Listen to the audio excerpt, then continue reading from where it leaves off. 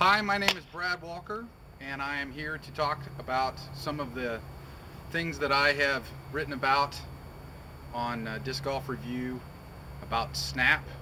We've been talking about snap being one of the most elusive things about throwing a disc. In particular, it's like this magical mystery thing that happens. A lot of people don't know exactly what happens because it's happening so fast that it's one of those things that people talk about, like some people just have it and some people don't have it. Well, I've always been fascinated with that fact that everybody can talk about body positions and pull lines and weight shift and et cetera, et cetera, et cetera. But whenever it comes down to snap, they say, well, then you just snap it. And you go, okay, well, how did you do that? And just about nobody explains actually what is going on as the disc comes out. The most important part of the throw is actually the exit portion of the throw. There's a lot of emphasis in disc throwing put on the what I call the inward pull, which is this part of the pull, like pulling the motor, pulling, you know, there's lots of guys who pull really hard here and then it just kind of slow down here. Snap throwers are just the opposite. They actually start out slow and pick up speed and reach an apex and actually accelerate the disc out of their hand. There's a term that Johnny Miller coined in golf, which is called smash factor. Smash factor is club head speed.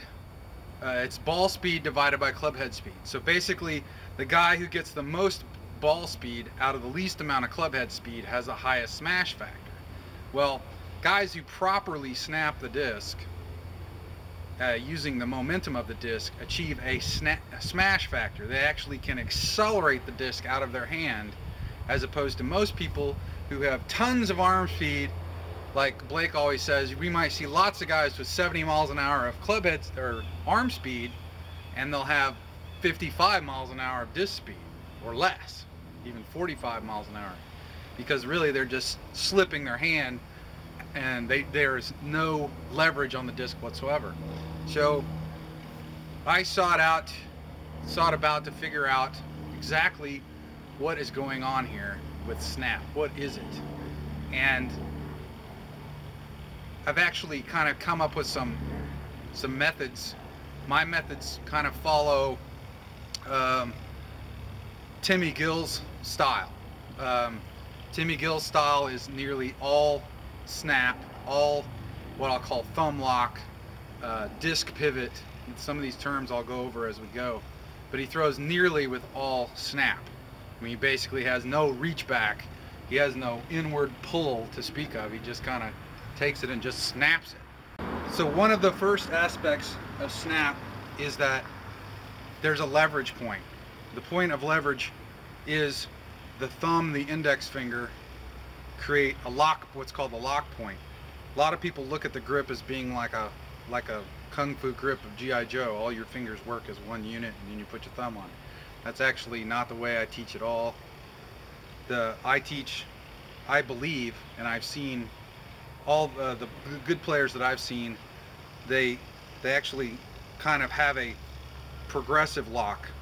They lock their thumb and their index finger, and then the fingers progressively get lighter and lighter. Because that's due to the way that the disc is released. I'll talk about that in a second. So what is snap? Okay, snap is a lot of people have talked about the bounce of your wrist. Okay, you're trying to create bounce. Okay, this is bounce. I'm not actually trying to open my wrist. I'm just trying not to move it. So if I pull as hard as I can and let go, it bounces. In a good snap, we're trying to create the angles and the momentum that use that combined with the momentum of the slinging of the disc to create this acceleration out of the hand. This is where my approach becomes kind of unique. If you look at almost everything that's done in every athletic motion, you'll see that the secret is to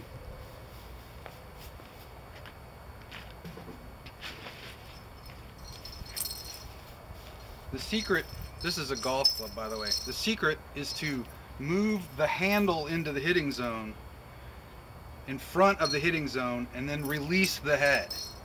You'll see that, go look at old films of Ted Williams. He would drop the handle way where the handle literally was like pointing at the ball until the last second, and then whack! Everything would come through really fast. Well, a good snap is really no different, except that our object is circular. And for a moment, I want you to think about it as not being circular. I like to talk about it as being more like you're throwing it's more like it's a hammer or a tomahawk. Like guys throw thumbers, they're actually throwing the disc. They throw a tomahawk or they throw a thumber. They're actually throwing the disc like you would throw an axe or you would throw a hammer.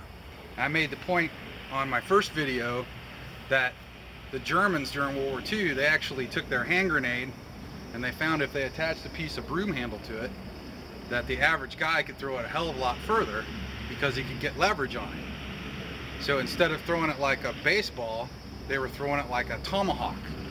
Well, it's the same thing with a disc, it's just that you don't see it. I basically divide the disc into two halves. So you have the side that you hold and the side that you're slinging, the other half, the other side of the weight.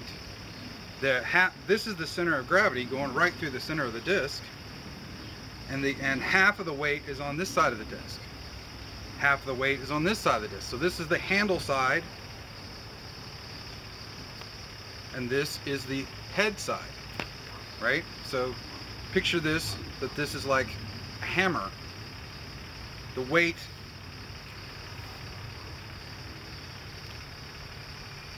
you're putting your thumb here, but the weight's actually right here.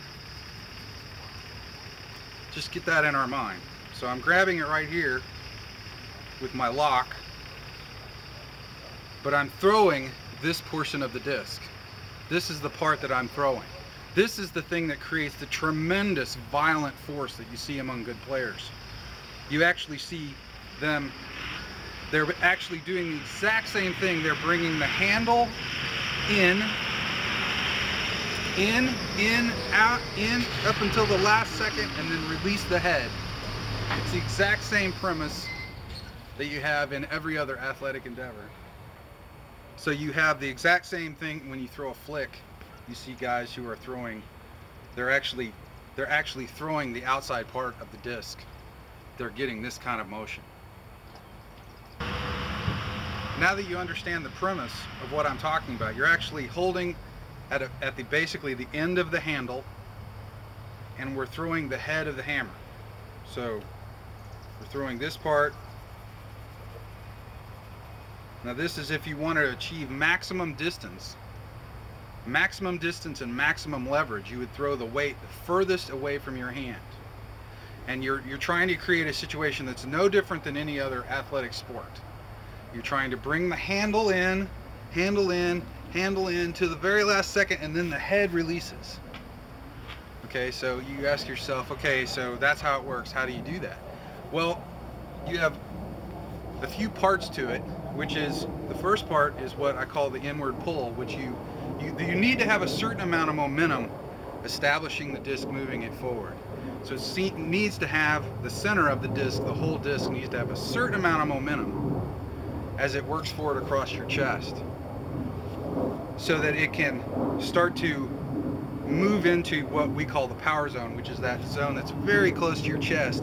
You're pulling very hard and rotating open, and as you do, the disc has momentum. It's trying to move forward, it's moving forward. Your wrist starts to bend back, but I'm not bending it back. I'm actually trying to hold it straight. But the momentum of moving forward is actually going to bend it back, and then I'm going to take the other side of the disc and throw it out as hard as I possibly can. And then you see a release that looks more like bang, bang, bang. Bang, bang, bang. Doesn't look like boop. This is a slip, what we call a slip. Basically, where you just pop, your hand pops.